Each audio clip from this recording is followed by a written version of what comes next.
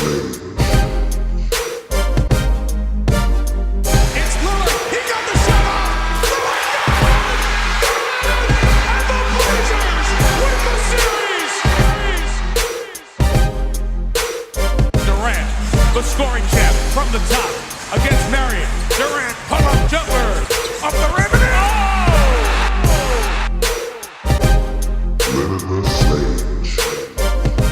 This is the Limitless Range podcast. I am your CEO and President, Corey Chandler. I am here today with our Vice President, Petey Podlow. Also got our COO and producer, Dougie Fresh, in the room with us.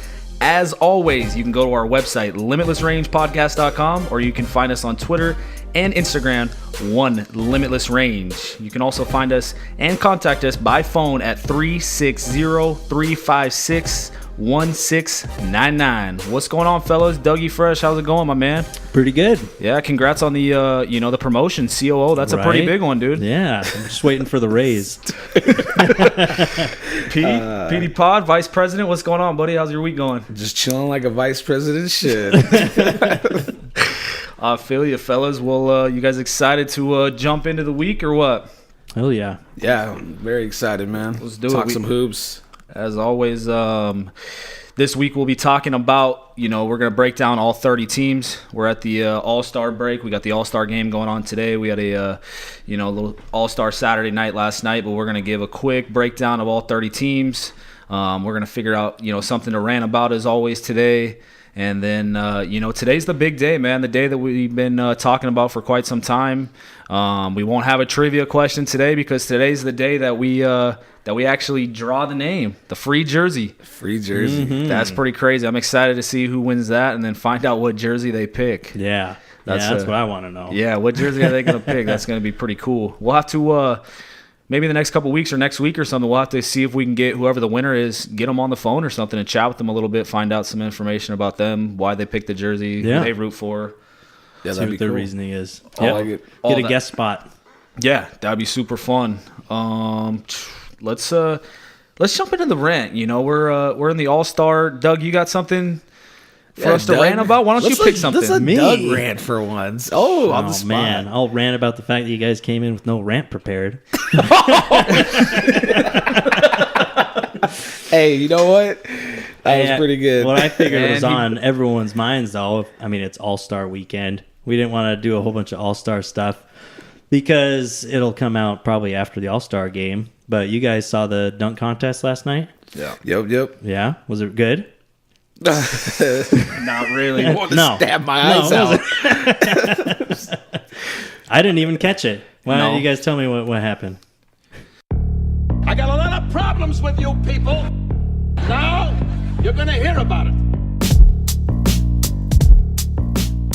Man, I just feel like the dunk contest is starting to get, I don't know, it's too much like cheese stuff, dude. Like, I just want to see dope dunks. Like, I don't want to see 20 minutes of us setting up a plane and then Collins can't even jump over the plane. Looks like he stepped all over and clipped it, and it wasn't even that cool. Like, we had guys dunking over cars at one point. Now we're paper planes. Like, what is that?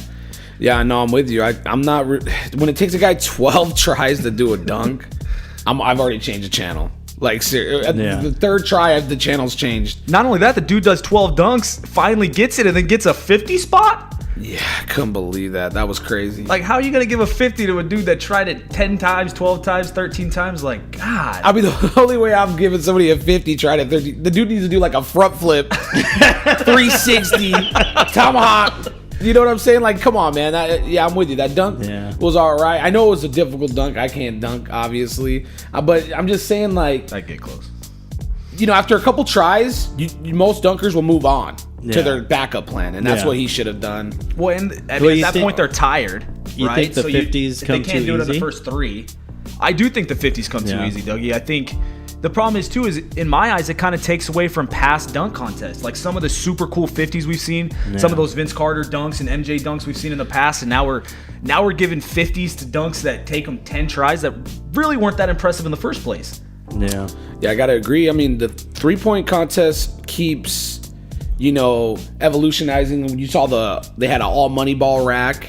Why doesn't the dunk contest take some of that they could easily do like they could raise the rim a little bit. I think that would be cool. Didn't Dwight Howard do that a few years ago? That was one of his dunks, I thought. Yeah, but what I'm saying is raise the rim, and then we could see all the great dunks that we fell in love with try to be attempted a half foot higher. Or you know what I'm saying? Like each round, raise it up.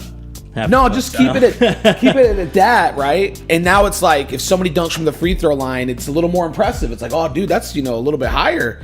Now, if someone does a 360 through the legs, it's going to be a more difficult task to do the dunks that we've already loved. And now all those old dunks will become impressive again, in my opinion, because the rim's higher, so it makes it more difficult. Well, that's the thing. It seems like just a few years ago with Gordon and Levine, where it was like, man, the dunk contest is back. That was a pretty good dunk contest. Yeah, exactly. And everyone, because, for years now, we've been talking about how shitty the dunk contest has been. Just getting worse and worse, or it has to be all these just hokey novelty gags. And then they just straight up, just did some awesome dunks. A few props and stuff, we thought it was all reinvigorated and reinvented. And now it's like, no, why did we fool ourselves into thinking that? Yeah. Well, that's the problem, is like all these props and all these dunks they're doing are more and more difficult, and now they're at the point to where it's like it's impossible to do something better. It's like that's why I think if you change the rim, something simple, you can everything becomes just that simple. No one's gonna be upset that it went up half a foot. 10.5 feet. My thing is why don't we get any of the stars in the league to do any of these dunk contests? We're going to do one word later, right? We got that thing going? I'll give you one word. LeBron. Yeah. Mm-hmm. Ever since he chickened out, never tried it. There's now it's like they're gonna, if LeBron's being recognized as the GOAT, people are going to follow in his footsteps. It's like, oh, the dunk's not cool. Dunk contest isn't cool. LeBron didn't do it.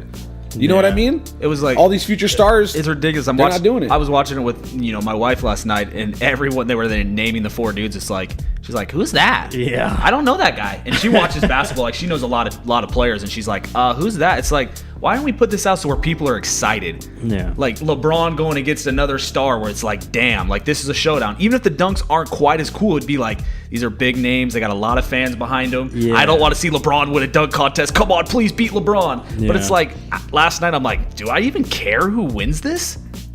Like, I didn't care. Who was the biggest name last night? John Collins? Probably Dennis Smith, just because he won it. Yeah. I'm with most of the other names were just like, they gave to the Charlotte kid. What's his name? Bridges. But yeah, Bridges. I don't even know his name. That tells you how popular he is. Exactly. Yeah. And it was tough. Yeah, there's been like second tier guys that have done it recently, or Oladipo, Blake Griffin. I thought Donovan Mitchell did a decent job last year. But still, it's when they're in their first couple of years, they just happen to be they're not household names yet, so it's they're just people kind of know them more, and then they do it. They're probably doing it. At that time, they need it for another level brand. up. Like maybe exactly. Maybe they just need to I feel like bring out a bigger. Like the field should be a little bit bigger than 4, like they extended it to 10 for the 3-point contest, and then we got some dope stars, you get Steph in there, but then you give dudes like Buddy Hield and Joe Harris, who ended up winning, and Seth opportunities. Like get some of these guys who have vertical that were in it, but also throw in another 4 guys that can dunk, that are stars, and then only give them 1 or 2 chances, and then move on to a semifinals or a finals instead of dudes getting 10 chances, dudes showing us like their Superman shirt and bringing out all these random props and these dudes and this entertainment stuff. Bring out like 8 dudes that can dunk, give them 2 chances, dunk real quick, get out of the way, dunk real quick, and now we'll have a finals. And then the finals can be a little bit more of a show if you wanted to. Yeah, the 3-point contest, seeing the names that were on there, it was exciting. Yeah, like, exactly. Look at all these guys. I have no idea who's going to win this. That was pretty cool. I thought it was going to be Buddy. That was my guess, but everyone has to imagine Steph, but my dark horse was Joe Harris. Yeah, you said it, man. That's props to you. Obviously, I was rooting for Dame Dollar, but I watched it. I like watching the Nets, and I've just seen that guy. He can stroke it. He's got a great jump shot. Is it just me, or should we be getting Joe Harris on this podcast at some point? Because to me, if you win the 3-point contest, isn't that like the definition of limitless range? That's true. He's got it. That's a good point. He's got limitless range. Yeah. So, any listeners out there, I know we have some listeners that got some connections that could get us there, some Brooklyn fans, whoever. Let's get Joe Harris on the Limitless Range podcast. Congrats to him. That was a big win. Trending. Yep. Let's do it. All right, man. Let's move past the All-Star dunk stuff from last night, and let's just jump right in. We'll do the jersey drawing at the end because we're actually going to do a video of it, so it'll be fun to have it. But we'll do it at the end of the podcast. So let's just go ahead and jump right into our 30 teams. It's gonna, Doug, I think you got this set up for us. You got it a way that you want us to do it, so it doesn't take us 10 years to get this done. Yeah. Well, I'm going to put a time limit on you guys. We're actually going to follow it. So we've got all 30 teams to cover, and I've split it up between Corey and Pete. We decided post All-Star break, it's time to check the status of every team in the league, see where they're at, where they're going, what they've done, that sort of thing. So you guys give me one word and 1 minute for each team. That's all you get, Pete. No 20-minute rants. All right. But we'll start off with Corey here. First team is the Suns, the Phoenix Suns. Give me one word. Wish I could use hot for Phoenix, but that ain't gonna work. I guess for Phoenix, it would be like building. Really similar to kind of what the Philadelphia 76ers were trying to do, and they finally at that point is just trust the process kind of thing. They're really in rebuild mode. They got a couple dudes that are fun to watch. Obviously, they got Ayton last year, and now they got Devin Booker. Both those guys can play. So if they, they're smart, right? They know they can't do anything in the West. Just continue to keep losing. And they're doing a great job at that. They're sitting at 11-48. So they're like maybe a half game ahead of the New York Knicks, or tied with them, it looks like. And so it's all about this draft, man. Give me Zion is what they're looking for. And if you're a Phoenix Suns fan, I'm sure you're down there like rooting for them to lose. Like if they win a game, you're pissed. You're like, what are they doing? Yeah. Come on. Which is weird to me, going to the games and rooting for a team to lose. But really, I mean, they got a decent setup there. If you can get Zion, if you get Zion at 8, no. All right, Pete. Now you get your turn. Go for it. Next team, the also winning New York Knicks. What's your word? I mean, I think you guys know what it's going to be, right? Durant. Yeah. I knew it. That's everything for them. If they can sign Durant, they're going to be contenders. The future will be bright. They'll get Durant's back end of his career. He's going to be wanting to prove that he can win over there. And I think that's the signing they need to make that franchise excited. If they sign any other player, I don't really see them, being very relevant, even if it's like Claw or something like that. Because even on Toronto right now, I look at Kawhi Leonard and I think he needs more. He needs more around him than what the Knicks have right now. So Durant's the one player I could see going there, taking a young player that they get, maybe a Zion and, like a Kyrie, and being able to lead that team to championships. So the one word you got for them is a name, is Durant. Yep. That's what it's all about. KD. Yeah. All right. I'll give that to you. All right. Okay, on to you, Corey. Next team, the Chicago Bulls. What's your one word? I'll make it 2 words. Crybabies. I think you can use one word for that. I think it's cry. Is crybabies one word? I think so. You can. I'll call it that. We'll go with it. Yeah, man. I just feel like this team. Just listening to him cry about the coach and all this stuff, and Zach LaVine seems like a little bit of a crybaby. But they're in the same boat as the Phoenix Suns, man. They're trying to tank. They're trying to look for Zion or another kid out of that draft and trying to get into the best lottery spot they can get. I was interested to see what their signing was recently. The trade they got for Otto Porter. Not really sure why they wanted to bring on that $27 million contract into a rebuilding team. That really doesn't make sense to me. Weird. So I don't know. Maybe they figured Washington liked to cry a lot, so we might as well bring in another crybaby to our team. that's really all I got to say about that. Well, that's all the time you have. Perfect. So, Pete, your next team, the Cleveland Cavaliers. What do you think? What's the word? Trash. I couldn't help but laugh. Oh my god! All right. For all you Cleveland fans out there, this is the podcast for you. I don't know, man. Just, Dan Gilbert, aftermath of LeBron James. It's like these combinations scream to be like trash. I just can't see them building anything but garbage. I mean, Collins, a nice young player. I like to watch him. He's very energetic, and but after that, it's not pretty. A lot of bad contracts, and yeah, what'd they do with Kevin Love? Yeah, why is he still on the team? Oof. I feel bad for Kevin Love, man. I mean, the whole situation. He's getting paid, so it is what it is. But he's injury prone now, never healthy, and he's at the point of this in his career where he can't lead a team to to anything. That's correct. All right, you're next, Corey. Getting into more interesting teams, kind of. You got the Memphis Grizzlies.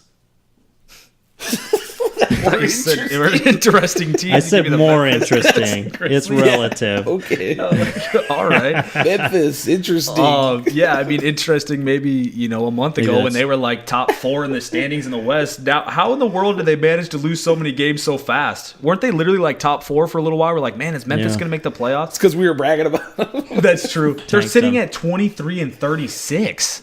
Wow. Like they took tanking to the next level. Like, they didn't just lose all season. Like, they just decided to hit a spot and we're just going to lose like crazy because that's a quick drop. But the one word, I mean, maybe smart to me, really. Mm-hmm. They got Marc Gasol's contract off there. They're looking to rebuild, and now they're all the way down there where they're getting in the mix of being a good lottery team, which didn't look like they were going to do that. They got the kid you love, Pete, Jaren Jackson Jr., who, I mean, I love him as well. They kept Mike Conley, I saw, to kind of mentor him, which I think is smart. So I think really they're doing a good job of not floating in the middle and just completely tanking all the way to the bottom. All right. Well, then we'll move on to my more interesting team. Yeah, very interesting. Can't wait for this. As featured in the dunk contest. No, the Atlanta Hawks, Pete. What's your word? Can't reuse trash. I'm going to say Luka. Oh, okay. Yeah, I think it's Luka, man. I mean, that's what's going to come to my mind every time I think of Atlanta because they didn't draft him. Yeah. And I think it's going to be the biggest mistake they made in their franchise. Ugh. I'm telling you, Doncic is, he's a generational player. Like, he's special. He's putting up LeBron James numbers in his rookie year. Think about that. Yeah. His confidence, his poise, his jump shot. He's hit the most, we always like Steph Curry because he hits those crazy shots. We're like, wow, only he could do that. Doncic has like 3 or 4 of those this year. Shots where you're like, did he really do that? So, I mean, I feel like the Hawks, I don't know, man. I'm really disappointed in them that they didn't do anything with that. Collins is a nice player. Trae Young's, I'm just not a fan. I don't think he's going to be a winner, and I don't think he can lead a team. Is Trae Young's pretty enough though to bring the ladies to the arena at least? I mean, if cheese is pretty to a mouse, because he looks like a mouse to me. Okay. Oh man! All right, so the next team, interesting for different reasons. Corey, you've got the New Orleans Pelicans. What's your word? Wow. Your word's wow? No, that's not my word. Honestly, my word for the Pelicans is embarrassing. Yeah. How do you go from what they did last year to my Portland Trailblazers sweeping them, looking like they're making steps forward? They got AD, they had Mirotic, they had Cousins who was hurt. Can they bring him back? They had Rondo who's helping them lead a team. They had a good thing going on, and then you get to this year, and it's like, what in the world happened? You got one of the best players in the league who now doesn't even want to play for you. And then you didn't do anything in trade deadline, which I think is smart because they can work it in the summer and maybe get him to a like Boston or get some picks out of it. But they still got Drew Holiday on their payroll. Like, what is this team doing? Obviously, that's why we saw the GM just get fired the other day. Yeah, I think it's embarrassing what happened to him. Yeah, embarrassing could be a good word for him. Well, we'll just give up the rest of your time. Yeah, that's it. All right, Pete. Okay, next team, the Brooklyn Nets. You said earlier you like the Nets. What's your word for them, Pete? I'm going to say loyal. I think watching them play, I just feel like they're a unit. It's fun to watch, man. It reminds me of me playing with my buddies, going to Hoop Fest, playing with this guy over here, playing with my friend Brian and Terrence, who I play with every year, and Trey. So, like, you just feel this, like, us against the world. Camaraderie, huh? When you watch them, I'm telling you, Doug, if you check out, some Nets, you'll enjoy it because it's like one game you had Spencer Dinwiddie just went bananas. Mm-hmm. And, like, they actually sat Russell the entire fourth and let Dinwiddie close the game out, right? Yeah. Well, how many all-star point guards are going to be on the floor clapping, throwing threes up when they're sitting on the bench in the fourth quarter cheering their teammate on? Yeah. That to me was big. And I know D'Angelo Russell has his issues. Speaking from a Lakers fan, I right? miss that dude. Jesus yeah. Christ. But I just love that, seeing that from him. Yeah. No, I've in our league, I've got D'Angelo Russell on my team, and I've tried to catch a few Nets games, and they were just fun as shit to right? watch. Joe Harris, awesome. we just seen what he can do. Yeah. So, next team is the Dallas Mavericks for Corey. So, I guess you can't use the word Luka. Well, what's your word for the Mavs, Corey? Hallelujah. Okay. All right. I thought you were just going to go Doncic. That would have been good. No, man, Hallelujah, man. The guy's fun to watch. I mean, obviously, Pete already touched on it when he talked about Atlanta. But, yeah, dude, the dude is just fun to watch. They brought in Porzingis, and they're making moves. As much as I am a little bit scared to see what happens with Porzingis and his injury, you're at least seeing some moves be done, and they're really trying to get something set up there. And I could see him bringing in maybe a third piece next year. And as good as Doncic has been basically by himself in a way, I feel like that team could be scary in the next few years, and he's just super fun to watch. He's a funny guy. Mm-hmm. If you watch some of the things where he's mic'd up, he's always just so fun to watch, and I think he's just entertaining, man. That's another word you could probably use for them. He's just entertaining. Yeah. I'll definitely continue watching him. He's one of my favorite players right now. So I love that mic'd up thing from the other day. We posted that on Twitter. Dude, he's so down to earth. Yeah. It's just like, it's so refreshing. Guy. Perfect. So, next team. Not sure how much you watch these guys, Pete, but you've got the Orlando Magic. What do you think? Boring. Yeah? Yeah, just, you say I watch them, I don't, because they're boring, seriously. I mean, Vuce he's a beast. He puts up some cool post moves, some post shots, but other than that, I mean, their point guard play, it's like the journeyman DJ Augustine who just seems to find a starting job anywhere he goes. I don't get it. They got Fultz. You think that'll make a difference?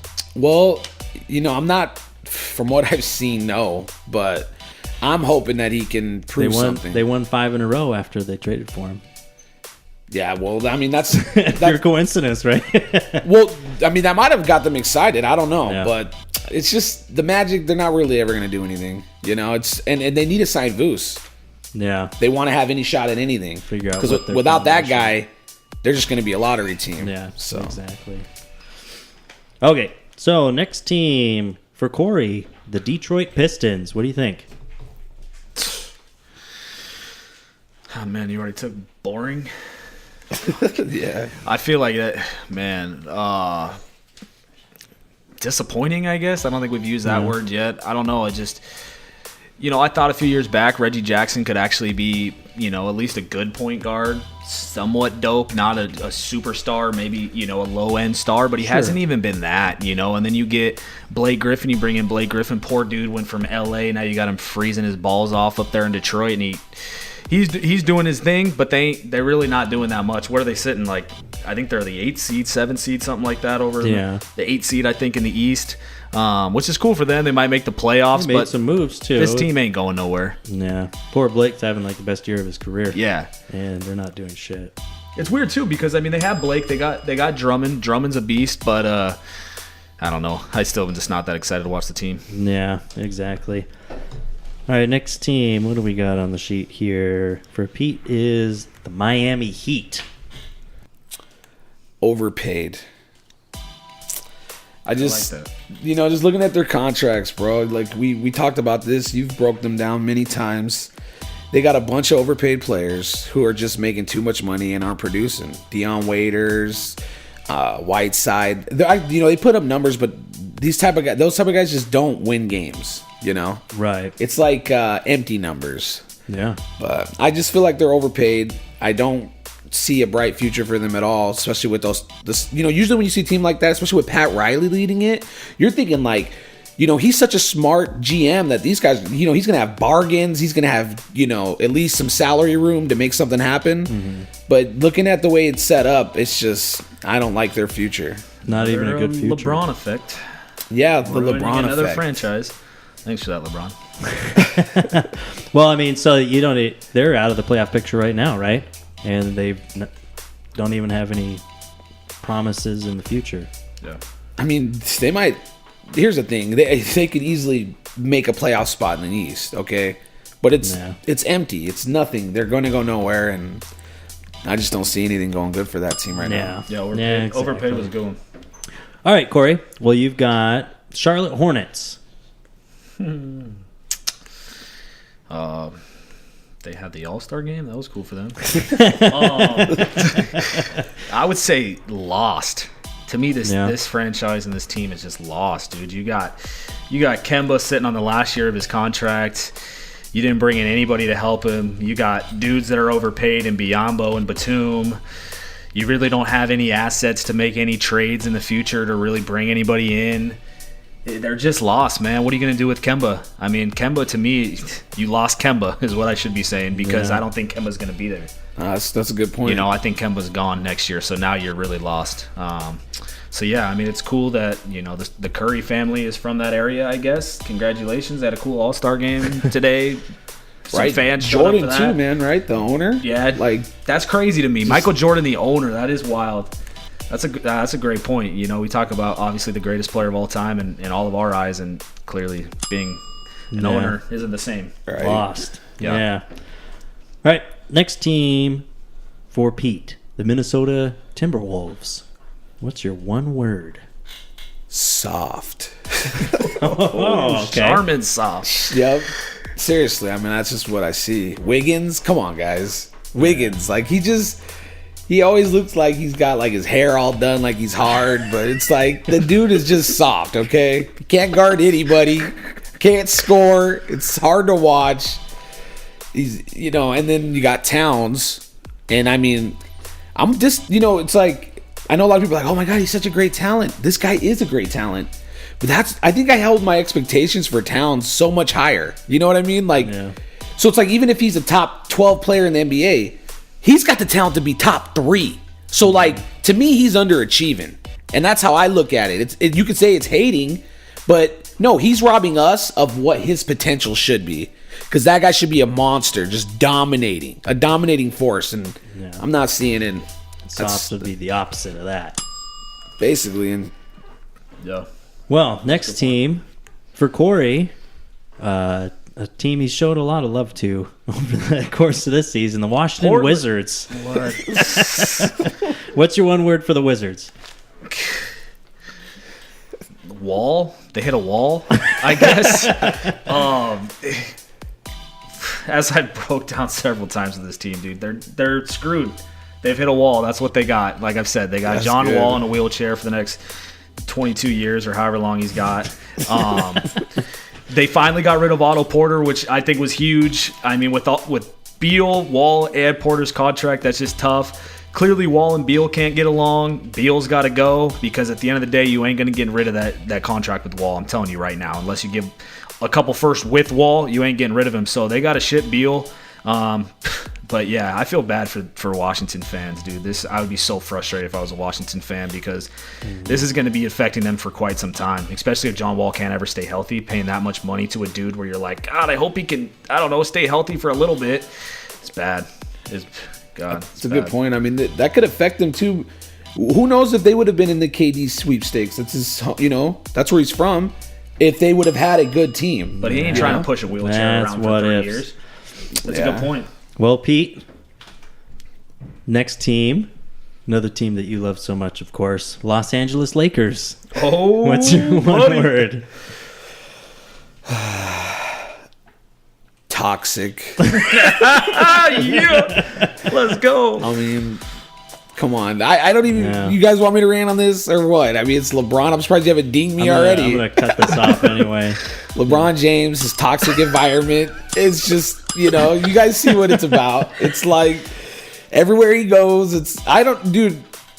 If Hanford ever, something bad happened, that's basically what I pictured, like LeBron's teams. He's like a nuclear reactor. You're just waiting, like, oh my God, hit the red button. Alert. It's like, everyone evacuate. Like, and they've got Homer Simpson working the controls. Basically, bro. The nuclear plant. Yeah, so I mean that's how I feel, man. So Lakers. Do you got to make in the playoffs at this point? What's your thought? Heck no, man. No, I love it. Yeah, I'm with you. Yeah. I think the Kings are gonna steal that last spot. So I like that a lot. Yeah, they ain't got no shooters, man. They're trying to tell everyone. We've been talking about that from the beginning. Okay, that was a real shooters. Thing. Yeah, that was a real thing. All right. Okay. So that felt like 40 seconds. Next team for Corey. Right? Yeah, I think it was like 35. Next team for Corey, Los Angeles Clippers, the other LA team. I feel like for most of the year, overachieved. I think they didn't want to make the playoffs. They got a draft pick that's on them not making the playoffs, right? Yeah. So they're like, went through the season and they're like, wait a minute, guys, why are we playing so well? Let's get Tobias Harris out of here. We can't make the playoffs. So yeah, I mean, they were killing it. They were in the top of the West for a little bit. Yeah. And so I think they made a great move getting rid of Tobias. They're going to save that draft pick. They got it's unprotected too, I think. They got a bright future. Was saying. Really? Yeah. Yeah, they got a bright future. They got Lou Williams, I think, has got a dope contract. He's got 3 more years there. I think it's only like $8 million a year, which I think for Lou is nice. And they got 2 maxes. They got 2 maxes going into a summer full of free agency that I would love to be. Man, dude. Early rumors were KD Claw combination. Yeah, there's a lot of possibilities down there. Yeah. So overachieved in a good way somehow. Yeah. I like their owner. Yeah. Seems like a cool dude, man. Ballmer? Yeah, Ballmer, man. Hell yeah. Out there having fun. All right, she would have brought him to Seattle, though.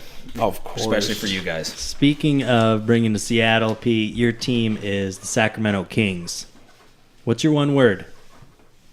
Talent. I think the Kings got a lot of talent. I'm excited for them. I mean, this isn't their time, But if they develop that young talent the right way and keep putting the right pieces around them, that team's going to be scary. Yeah. I'm looking at it. They got Fox. They got Buddy. They got Bagley. All on rookie deals. Just think about that. That's huge. Mm-hmm. I'm telling you, if I was a Durant or Kawhi Leonard, that would be a very appealing team to me. California, all those young players looking for a leader, like a superstar leader like that. Yeah. Go there, help those young guys keep developing, and they're all on rookie deals, so you'd have so much cap to put other stuff around you. I like that team a lot. The way they're built. Dope uniforms too. I always like the Kings stuff. Yeah, they got good uniforms. All right, well that's a minute. So next team, we're getting into the good teams here. This is gonna start being a lot more fun. So for Corey, Philadelphia 76ers. What's your one word? Stacked. Yeah. I feel like the Philadelphia 76ers are stacked, man. They added, as I just talked about, with Tobias Harris. I mean, you're talking about some firepower. Really the only team in the league, I would say, that has a starting lineup with all-star caliber firepower similar to the Golden State Warriors. I mean, they're the only team where you're talking about 4 players that really could be all-star players. And then your 5th is J.J. Redick. Yeah. I mean, you're talking about a stacked team. Right now they're sitting at 5th in the East, but I would assume at some point they'll pass up the Pacers and jump into that top 4 with that group of guys we've talked about. Those teams, it's going to be fun to watch. They're 5th right now, yeah. I think they got a great chance of maybe making it to the finals. I think the biggest problem to me is their bench. They got no bench. I mean, I'm talking about non-existent. So they have TJ McConnell and a couple streaky shooters around him. That's about it. So But, man, this team is – I'm curious to see how the chemistry works out. We've seen Embiid and Butler complain about their positions and their roles and stuff. Let's see how this team does in the playoffs. Yeah. Next team, here's a good one for you, Pete. Houston Rockets. What's your one word? ISO. Yeah, there's a word. I mean, that's just what I see with the Rockets. Is James Harden going to be playoff James again? Because if he's playoff James, they really got no chance. Looking at his numbers, if you go break them down, they're bad. I'm telling you, bro. This guy shot 41% in the last 3 years in the playoffs. Ugh. And I'm not talking, that was every year, 41 or lower. Good God. His combined three-point percentage, an average of 30%, with two of the years being 26%, I think, and 29%. And then like 32%, 33%, something like that. It's like, I just don't see how you can win with that. And everyone's in love with this whole MVP thing. He's balling out. I love watching the guy, man. He was on OKC. I've seen a lot of his games. I've seen a lot of his development. He's amazing. But in the playoffs, I just think that they're tied to him. And with Chris Paul's contract, they got a horrible contract. The next 3 years, he's going to be making $40 million. Jesus. Yes. That's right, yeah. How are they going to get out of that? You're not going to be able to get another superstar to come in there for help. Yeah. So, I mean, it's just isolation ball, and you got to pray. Can Harden do that the entire game? Yeah. We'll see.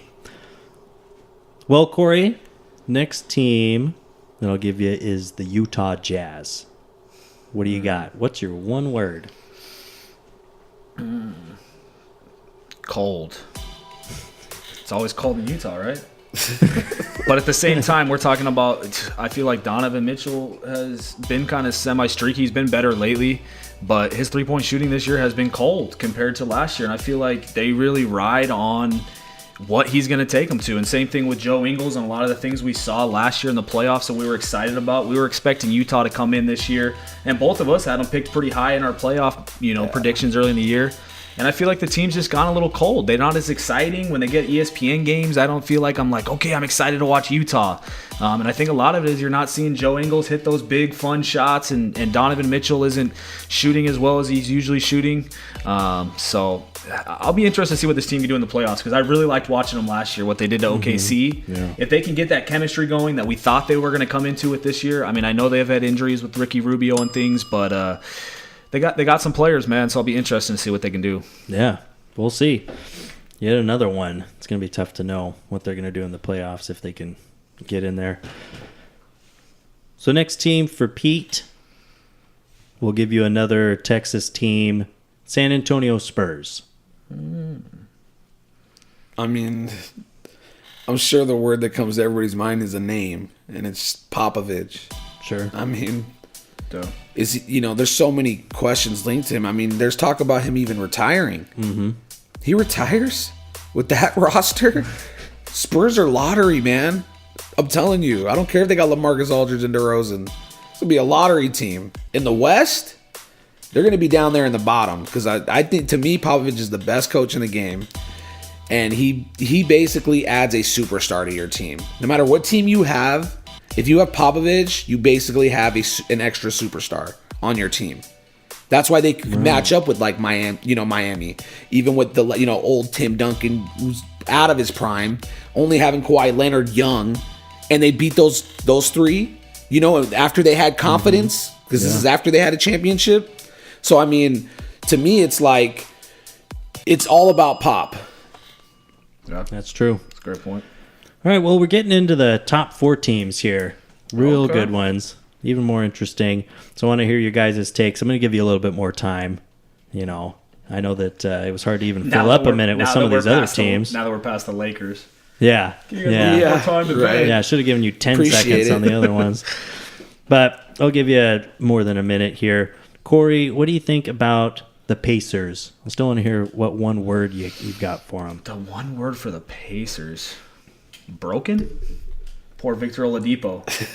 Oh, yeah. Rest in peace, Might my not buddy. Stays top 4. We'll see. about Yeah, that. I mean, they're in trouble. As I said, I think the 76ers are definitely going to pass them up in the Yeah. standings. I don't see this team getting out of the first round in the playoffs.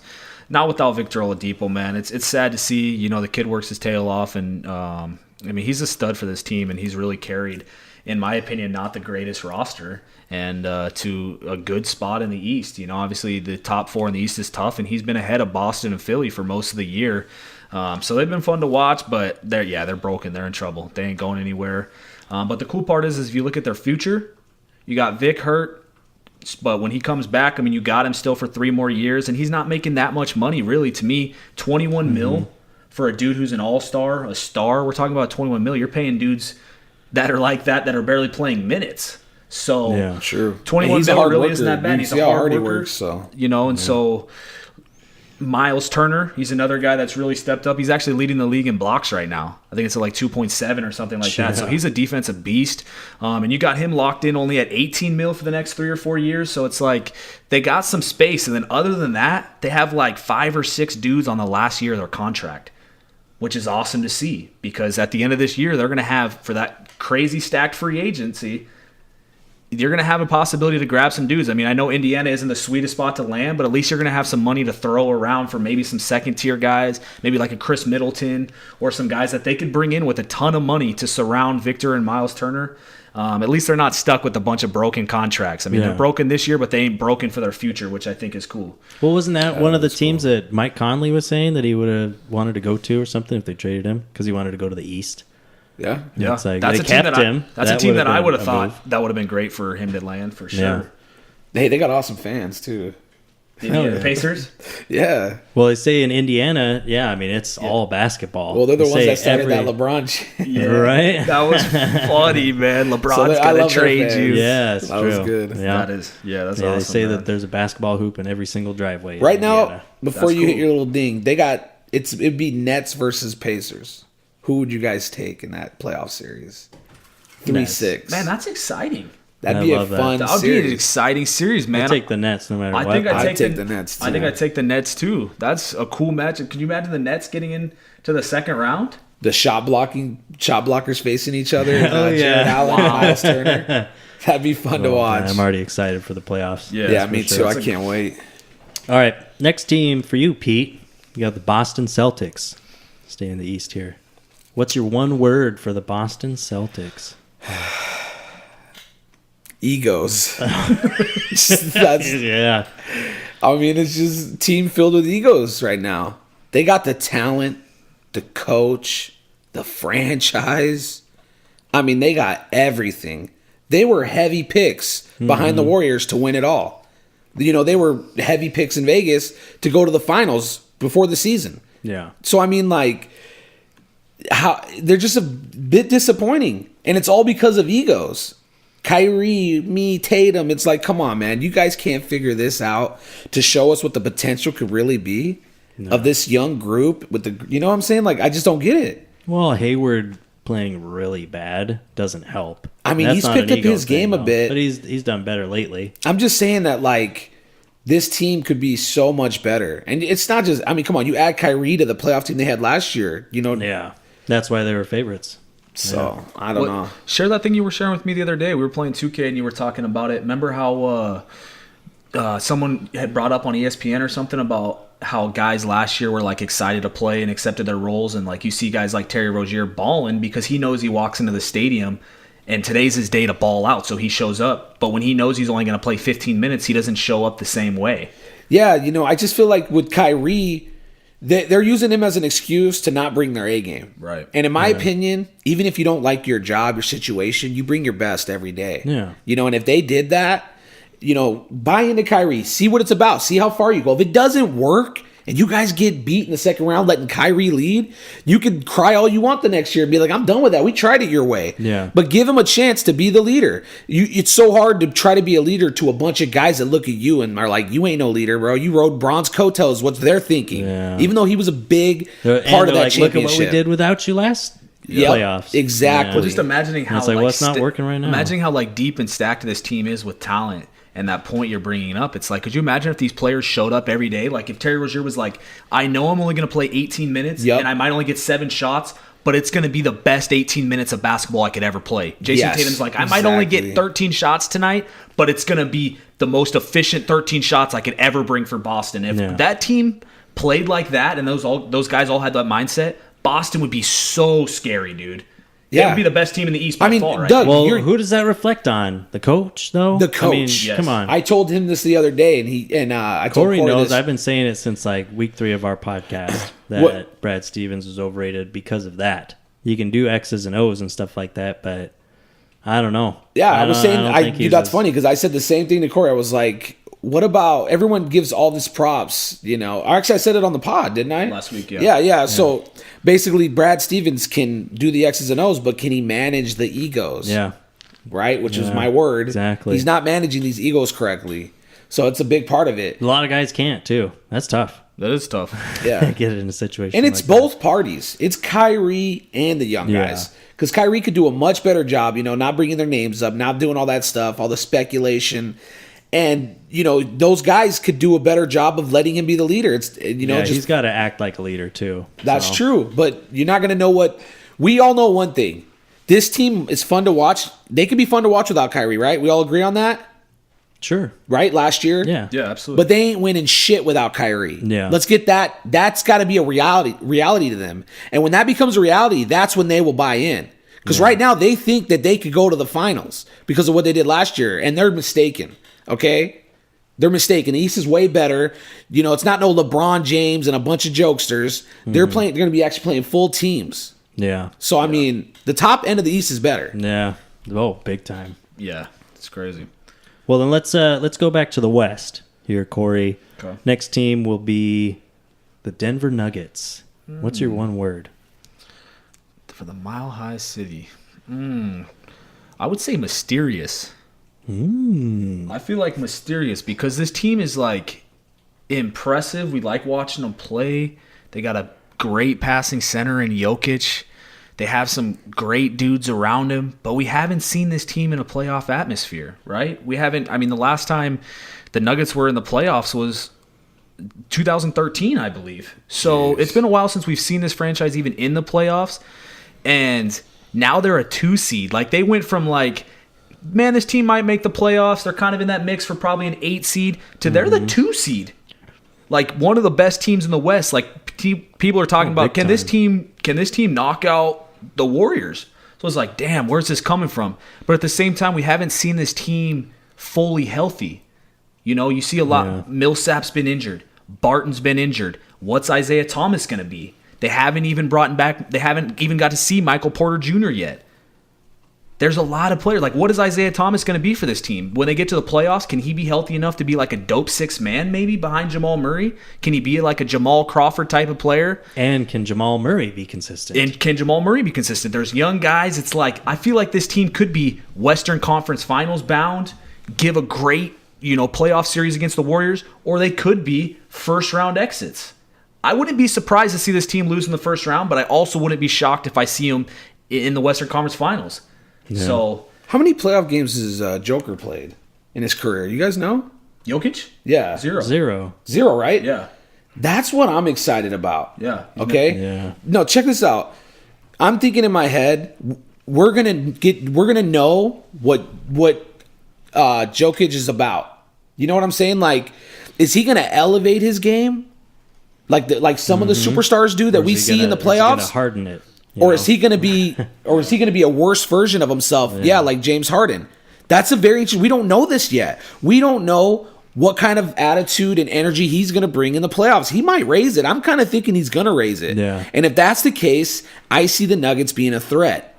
If it's not, I'm with Corey. It's all on Jokic, though. Yeah, because, dude, here's the thing. Every team, I heard an analyst say this, every NBA team, every year we have a team that's like, oh, this team's really good. You know, the Atlanta Hawks when they won a bunch of games, the Toronto Raptors, you know, and it's like, realistically, they say in the playoffs, the good teams raise their level, right? Right. But then you'll get some of these teams who won a bunch of games and they're playing the same basketball in the playoffs. Yeah. And I just feel like, what is Denver going to be? Are they going to be a team that elevates their game? Because the West is going to get tougher. It is. Like, if you put the Pelicans right in the playoffs right now, I bet you see what I'm saying? The playoff atmosphere, Drew Holiday and AD would probably ball out and beat a bunch of these teams. But because they're playing regular season basketball, they just look different, So it's like I'm just saying, like, what is the atmosphere going to be for Denver? I'm so curious about that. It's about that, like, you can keep the same system, same style of play, but you got to play like 110%, kind of thing. Yeah, exactly. Raise the level. Interesting, man. It is. Well, next team for Pete then. What's your word on the Oklahoma City Thunder? I mean, what comes to your mind when you think of OKC? Used to be Westbrook, but I'm going to say defense. I like Defense, that. yeah. Defense. You got a team that leads the league in deflections and steals. You got Paul George, an MVP candidate, and let's be real. I mean, offensively, he's done a great job. But the reason why he's being considered for an MVP is because of his defensive prowess. Two-way. Yeah, he's a two-way player. He's a freak. He's balling out, man. I'm so happy for him. Just seeing him play well, it's just like he's a guy I always kind of rooted for because I hated LeBron James, So, I mean, I'm like, come on, Paul George, please. You want to talk about by yourself? That guy was playing on the Pacers by himself, going against the big three. Yeah. Didn't no one cry for him, Yeah, what happened to Roy Hibbert? Huh? Yeah, Roy Hibbert, George Hill, like, come on. So, I mean, Paul George is actually, I never thought we would see a better version than what we saw in Indiana. Yeah. And we are. He is, yeah. We are. He's had a lot of clutch shots in the 4 too, man. It's cool to see. Westbrook, like you said, he's giving the ball and allowing Paul George to do his thing late, which how often, never have we seen Westbrook allow that to happen. Yeah, I like that. I think if he would have done that with KD, they would have been winners. Yeah. Would have been done already. They got a dope backup point guard. Dennis Schroeder in Atlanta did some really fun things. I'm interested to see what this kid can bring them in the playoffs because, as we talk about a lot, I mean, it takes an army of dudes to win a playoff series. You got to have some bench support. And is Dennis Schroeder going to step up? I mean, yeah. I mean, I like what they have going on too around the starting lineup with Grant and Ferguson, 3 and D, guys that don't need the ball, that allow Westbrook to have the ball 100%. Right? You talk about this all the time. Dudes that accept their roles. They accept their roles. They're playing defense. They're shooting the 3 to space the floor, and it's fun to see. And I wish they put that. That's Bill around Belichick, KD. Right? Do your job. Yeah, that's what it is. Yeah. I'll tell you what. I didn't when we did Pretender versus Contender, and I'm the type of dude that will own when I feel like I was wrong. I had these dudes as a pretender just because of what I've seen Westbrook do in the past and what he's done in the playoffs. And we're not there yet, but what I'm seeing Westbrook do now and allowing Paul George, I got this team as contenders for sure now. Like, I've completely switched my viewpoint on these guys because they've shown me some stuff that I didn't expect to see. That's cool. Props to you, man. You had them as contenders. I remember that, but appreciate it, man. Yeah, man, I was wrong on that one for sure. Yeah, they can win games. And that's not easy for me because I hate Westbrook. Yeah, no, you made a great call. For me to go with them, it was hard because I went analyst, not fan of the game. Yeah, that's what I was thinking because usually my bias, you don't want your bias to set in when you're trying to give your honest opinion to the people. Well, getting into some real top teams here. Corey, you got the Milwaukee Bucks. The Bucks. What's your one word? I'm going to say apostasy. What? The hell? Yeah, you don't know what apostasy is? Apostasy. Yeah, that's Greek for spacing. Oh, my God. Come on, man. You guys didn't know that? I got no clue. Yeah, man. Come on.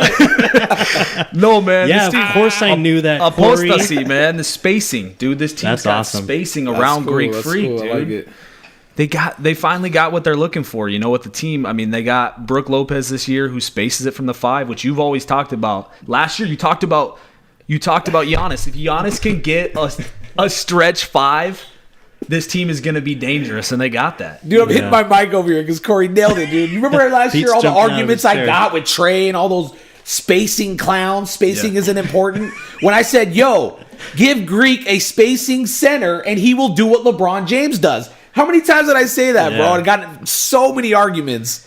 And what's happening, man? He got the spacing center, and he's doing what LeBron James does, putting up the same time, if not better, numbers. Yeah, don't even talk about Brook Lopez. He could have been playing with LeBron. Man, he'd be perfect for LeBron. Exactly. Yes, he's doing exactly. Fantastic. It is, man. I'm glad you brought that up, bro, because I honestly forgot about that. Great what these guys, these great guys minds think alike. I appreciate it, bro. Respect. No, for sure, man. I remember you saying that last year, so I don't know if you talked to them. I mean, you're vice president of this, but you should be like vice president or like GM of the Milwaukee Bucks or something, because you made this prediction before.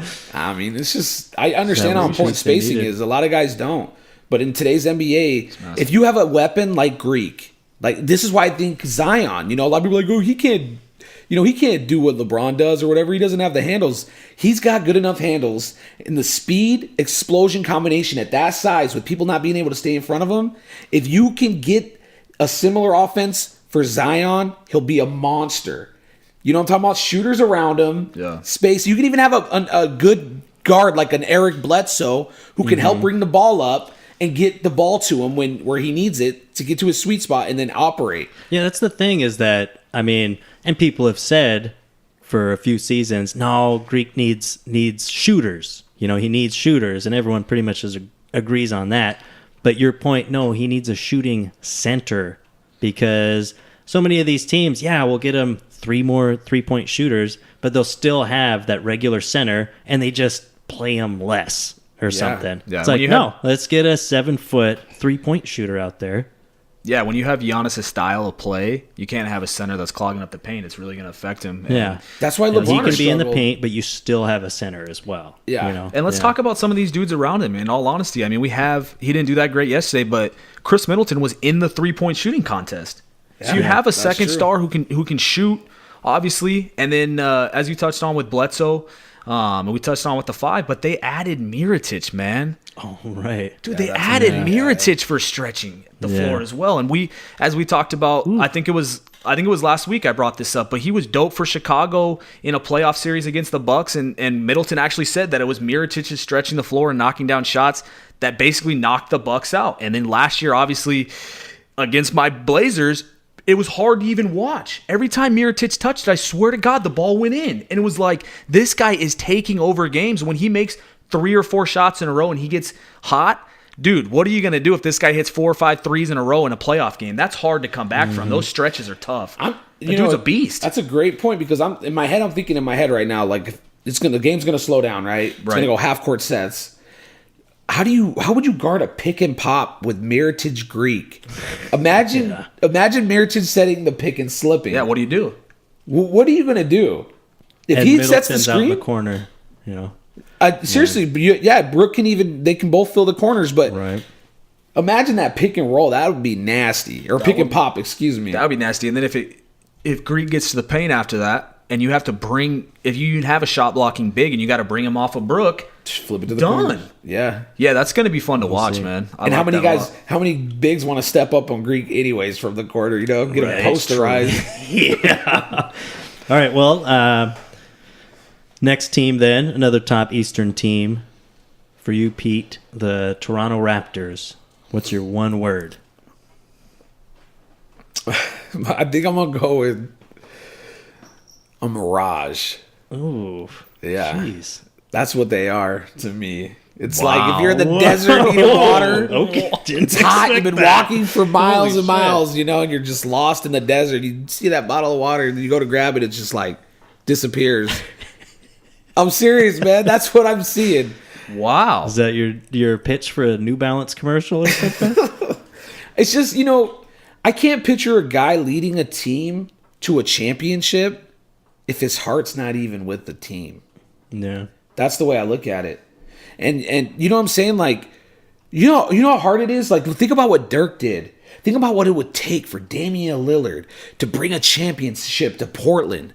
You know what I'm saying? Like, he's going to dig deep in his heart, his mind, his soul. Like, I got to win this for my city, man, for all these people that have believed in me, man. And then you go to Toronto and it's like, Kawhi, it's like he's bouncing, dude. He's like, all right. And they've got time's almost up here. Fans too. Like for someone, but there's no connection that there. Was there with a there's no connection like there. DeRozan, you know what I'm saying? How is that going to lift you to your next level in the playoffs if you don't even have a connection with the team, the organization? You're just there thinking of he's going to be going to LA. And look at the way they treat, and why would he want the connection? That's the part everyone has to understand. I don't even blame him. It's not his fault. He just seen what they did to DeRozan. He sees how they're treating Kyle Lowry as starting all-star point guard, right? Yeah. How they're treating him. Well, they treated DeRozan like that because they wanted him. But that's not the point. The point that's not the way he's going to look at it. He's going to look at it as if there's a prettier girl, you're going to leave me too. Yeah. That's the way, because that's what happened. True. They had a pretty girl. They went for the prettier looking girl. So if they get anytime they get a chance at a prettier looking girl, they're going to drop you.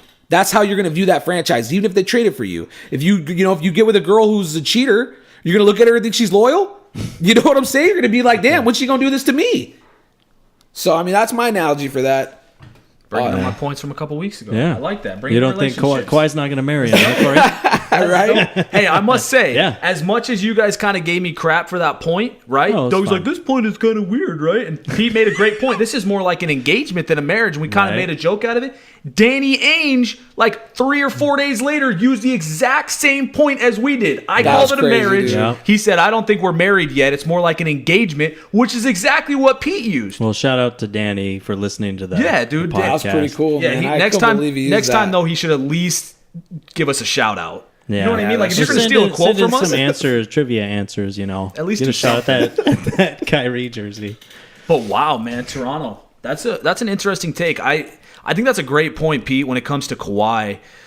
Obviously, man, I keep for some reason ending up with this dude on my fantasy team. I don't know why I keep believing on him. He is a mirage in general, dude. Right. But you're right, man. I feel like for him, it's probably like, God, I really could try and win, but then if we get to the finals, then I might have to stay in Toronto. I kind of want to be in LA already. So if we just are like a second round exit, maybe even a first round blowout, now I'm like, well, now I got a reason to go to LA. Yeah. Yeah. So you're right, man. Yeah, they It's get gonna him be just tough. in time for the polar vortex. He's like, fuck this place.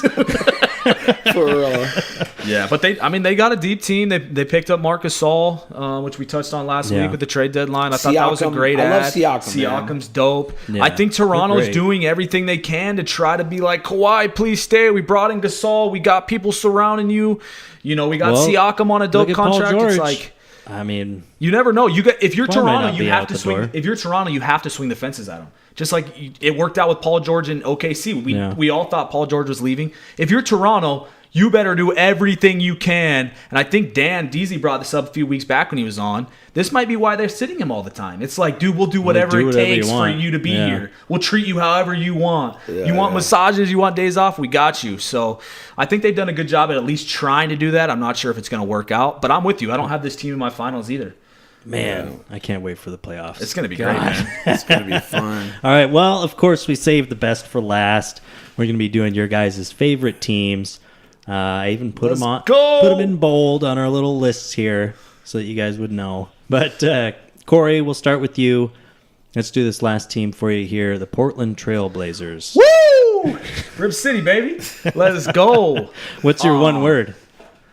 Besides, Whoa. Before I give you my one word, I didn't touch on this yet. I got to thank Blazer Gang podcast for Yeah. allowing Pete and I to be on yesterday. speaking of fandom, yeah. Yeah, That's we awesome. did they let us jump on the podcast with them. We did a great segment on talking about some Golden State stuff for Pete, but then also some stuff with the trade deadline for Portland and just some awesome guys down in Portland that we had a great time vibing with yesterday.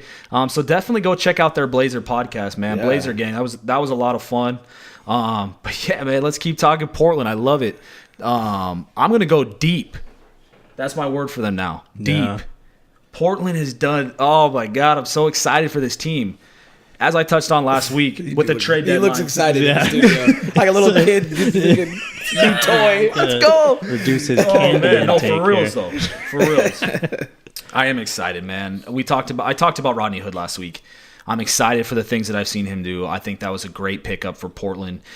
There was no light at the end of the tunnel for Rodney Hood in Cleveland, and now he's playing on the last year of a contract. Now he's playing for dollar bills. He's playing to support his family. He's playing for money, man, and he's looking like it. He's being a bully down low. I love the dude. And then we didn't even get to touch on it because it happened after last week. We picked up Enes Kanter, man. And that's like the first time that I feel like I've seen like Twitter start to blow up about Portland, Neil O'Shea, our GM, making moves. It's like we had people tagging us. It was like Portland finally made a move. They picked up Kanter. Yeah. So it's like people are talking about us, which is super cool. And really, we flipped, as I talked about on the podcast yesterday with these guys, we flipped Stauskas and Wade Baldwin for basically Hood and Kanter, and we're not even paying that much extra money for them. It's not little bit more in taxes, but that's really it to have two dudes that could start. So when we talk about dudes going down, Harkless has some injury problems for us sometimes. Nurkic's knees sometimes is going to last in the playoffs. Not only are you getting two dudes that make this bench deep, I feel like one of the deepest benches and teams in the league right now. Maybe not with star power, but just overall dudes that can play. Hood and Cantor can both start for this team. Yeah. So if Collins, if Nurkic went down, it'd be like, okay, we like Zach Collins off the bench, but a starting center and Zach Collins in the playoffs, I don't think so. Cantor can do that. Hey, right? he was killing it 3 years ago in the Western Conference and we wanted him then for OKC. We offered him a max back then, and OKC matched us. That's right. So we've wanted him for a while. We got him on the cheap, and now he's excited. We already posted on Instagram a picture with the referee from the other night. He called him the King of Portland because he called that flagrant foul on Draymond. Just a dude that's just excited to be here, man. I can't wait to watch this team the rest of the way. He's just even that much further away from Turkey. So yeah, exactly. That's probably his thought. He's like, let me get further over here. Further. I like Portland a lot, and like I told you, you guys on the pod we were on, just basically that the whole situation with them getting swept was the best thing that could happen to them, because losing to the Warriors, you basically don't realize what you need to work on because it's the Warriors. In your head, you could think, well, we're probably good enough, but they're just the Warriors, Yeah. But you lose to the Pelicans, get swept. It's a reality check, man. You could see that made Dame hungrier. It made these guys hungrier. They would, now they're playing even more for each other. They knew what they needed to work on, and I love that about them. I like watching them, man. They're a fun team, and I've always been a fan of Lillard. I'm with Corey here. Man. They could be scary. I mean, obviously, the Warriors. The Warriors are the Warriors, but they could be scary. I'm sticking with my pick, man, from earlier this year. They got even deeper. Western Conference Finals might be a reach, but I'm telling you, I'm sticking with it. We'll see how the seeding turns out. Yeah, there's definitely a path. God, I'm excited. Speaking of, Pete, what's your one word for the Warriors? Championship? Boring. Boring. This champion. I mean, championship. Yeah, it's just like inevitable. That'd be my word. This. Just to be sure, this isn't my team. I love KD, man. Right. So, I don't want to get the listeners Warriors confused. Correspondent, so yeah, no, that's fair. But it's just like, I don't know, man. They're gonna win. It's just too easy. The only drama we had was the Looney and Draymond playing together. Spacing drama, and I just feel like that's done with Cousins. As long as he's healthy, I wouldn't be shocked if the Warriors won every game. Seriously. Yeah. Just a clean sweep all the way through. the finals? Yeah. Yeah. I wouldn't be shocked. I'm not saying that's going to happen. Yeah. But if if that happened, we'd be like, no way. I'd be like, I could see that. No. I could see it happening if they don't run into Portland for sure. If it's Portland, they're at least going 6 or 7. But yeah. Dang, okay. Ooh. 6 or 7? Is that speaking with your mind or your heart? Are we getting analysts here or love? Both, man. Okay, I like it. I like it. I'm taking 6. It'd be tough to go up and win in Portland. 6, man. They're deep. Wait, you're taking Portland in 6? I thought you said no. Oh, okay. I was like, holy smoke. No. Did you know what he said though? Portland in 6. I'm saying they're taking them to 6 or 7. Oh, got you. That's what I meant. Yeah. No, for sure. I was like, I just feel like with what Portland did the other night, I mean, obviously it's just a regular season game, and Kerr for some reason left Durant on the bench for a while in the fourth, which was weird. Yeah. But that Portland bench, and you've talked about this before. I mean, the lack of bench in Golden State. You're one of the first guys to bring this up. Really, I feel like when talking about them is the bench, and I feel like the Blazers, if they can keep it close, and you bring the bench on, and the bench can get on some runs and put them up 8 or 10, they're not going to be able to leave Durant on the bench. And in a playoff series, if Durant's got to constantly be playing, it's like, damn. So it's going to be interesting to see, man. I'm telling you, the Blazers can make it there. 6 or 7, they're taking them. That ain't going to be sweep this year. Yeah, I like it. I'll disappear for a couple months if they get swept in the first round again. I'll tell you that. Oh man, if the Blazers and the Warriors match up in the playoffs, I'm so excited for this podcast. On the pod right now, if they make it each other, Blazers and Warriors play each other at all in the playoffs, we're going to a playoff game in Portland. Me and you. All right, I'm down. We're gonna do a live post game show. Yeah, we'll do I'm it. Down. Let's do it. That'd be sick. We'll make a little recording and we'll do a little show down there. That'd be sick, dude. We're going. Yeah, it's happening. All right, I'm in. All right. Well, that wraps it up. That's all 30 teams. Covered all of them. Wow. Yeah, we even got through the crappy ones. Still fun. We busted it out pretty quick. I mean, really, the last thing we got to do is the thing that I feel like a lot of people have been excited for, especially Start us, for the man. drawing. Yeah, it's gonna be That's cool. right. Do a drawing. Let's rock and roll with this puppy. Okay.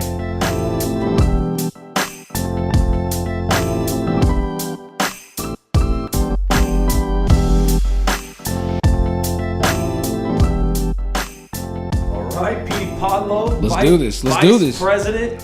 I'm Are ready. you ready to draw this name or what? Yeah. All right, man. Who's the lucky winner? Let's mix up these names. The winner of a free jersey,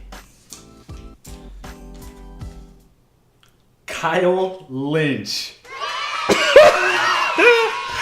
Are you kidding me? That's cool, man. That's cool. Man, props to Kyle. Kyle's in our damn fantasy league. We gotta listen to this guy freaking rain on your parade about KD and talk about Steph all the time. As you guys know, me and Kyle just don't see basketball the same way. I see it. Dude, you know what I'm gonna laugh at? If this guy buys a Steph Curry jersey. Oh yeah, because he's a Kings fan. He's gonna spend his money on Steph. Now we can Poser. really call him out. He's got to pick a jersey. That's right. true. But That's hey, true. But either way, he's man, been listening. Yeah, props. Yeah, no, props that's to true. Kyle. Hey, any support is great support. We love everybody. We appreciate it. He's been, Just kidding he's been around. listening to us since the beginning. He's written us in all the trivia questions, and he's done a good job listening for us and spreading the word too. Yeah, he has. But thanks to everybody who put their name in this list. We had a grip load of names. We had a grip load of people jumping in and tweeting in answers, and it's been a lot of fun just listening to the trivia questions and just seeing who hits us back with the answers and whatnot. So as always, we appreciate everybody jumping on board, and I'm sure we'll do some different giveaway in the future. But thanks to everyone for participating and continuously listen. But congrats to Kyle Lynch, Yeah, man. congrats, Kyle. That's cool, man. Yeah.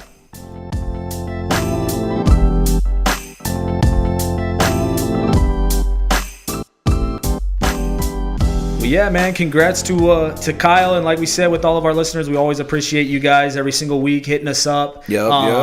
We don't want that to change. We might not have a giveaway. We'll still do some trivia and do some fun stuff, but as always, we're looking for interaction. We want interaction from people, from whatever team, whatever fan, whatever player you're a fan of. We're looking for interaction. That's what we want. We got some cool things to come up in the rest of the year. We're past the All-Star. Well, the All-Star games today. We'll be past that now, and it's down to the closing stretch, man. Playoffs is going to be super fun to talk about. This run the rest of the year is going to be super fun to talk about. But continue hitting us up, continue spreading the word for us, and as always, thank you to COO producer Dougie Fresh, my vice president and co-host over here, Petey Podlow. It's been super fun working with you guys. I'm looking forward to the second half of this. It's been a blast. From your president and motherfucking CFO, Corey Chandler, Rip City.